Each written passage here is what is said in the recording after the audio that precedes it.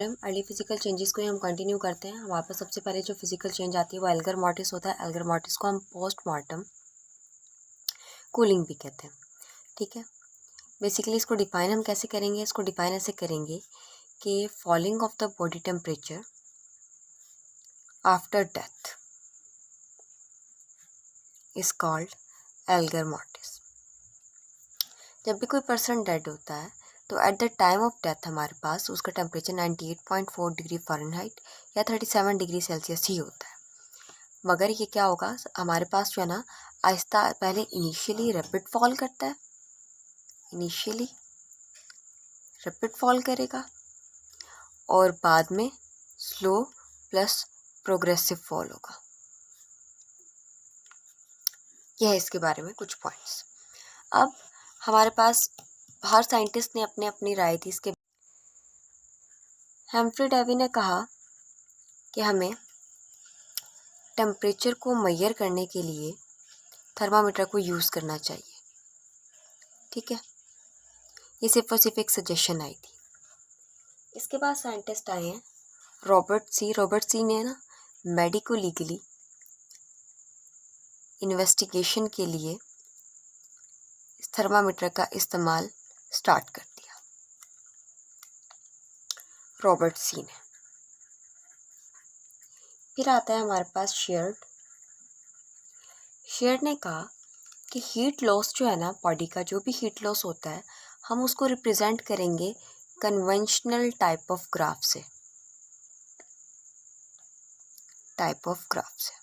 कैसे? ये कोई भी बॉडी का जो हीट है वो डिपेंड करता है हमारे पास 4 प्रोसेस के ऊपर। उन प्रोसेस का नाम है radiation, conduction, vaporisation and fourth one is convection.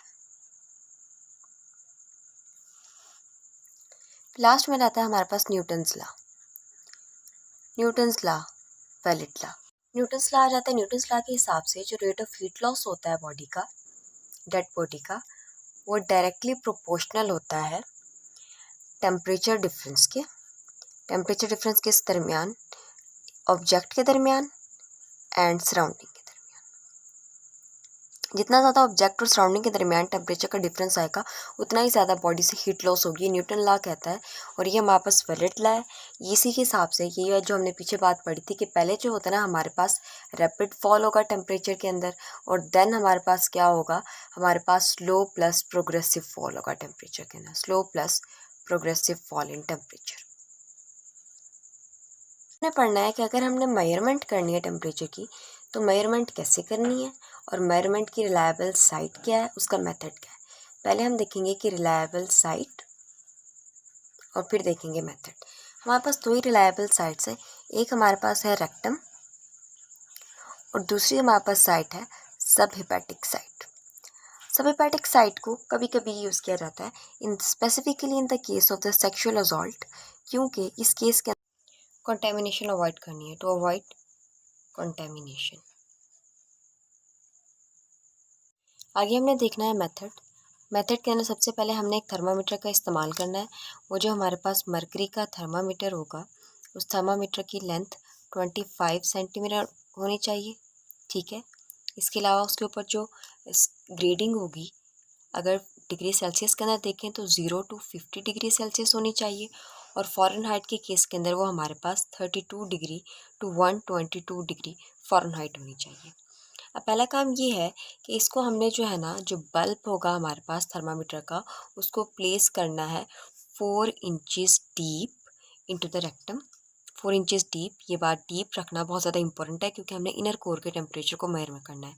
तो 4 inches deep into the rectum या सब हिपैटिक स्पेस रखने के बाद हमने क्या करना है, हमने 4 रीडिंग्स लेनी है और हर रीडिंग हमने हाफ आवर के बाद लेनी है। और उसके बाद हमें एक कर्व ऑब्टेन होगा जो कि सिग्मॉइड टाइप का होगा और वो बताएगा कि टेम्परेचर के अंदर क्या चेंज आया। तो कुछ इस तरह का कर्व मिलेगा हमारे पास। यहाँ पर हम टाइम देखते हैं आफ्टर डेथ,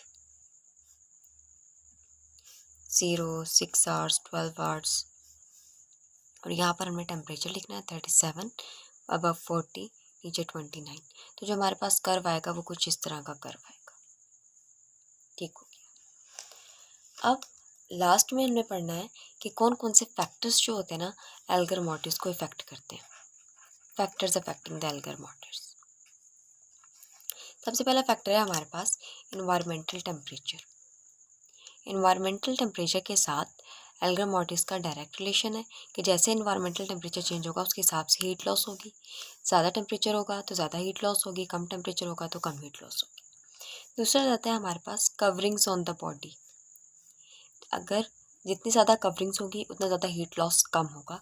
इसका जो है ना इन्वर्स रिलेशन आ जाता है।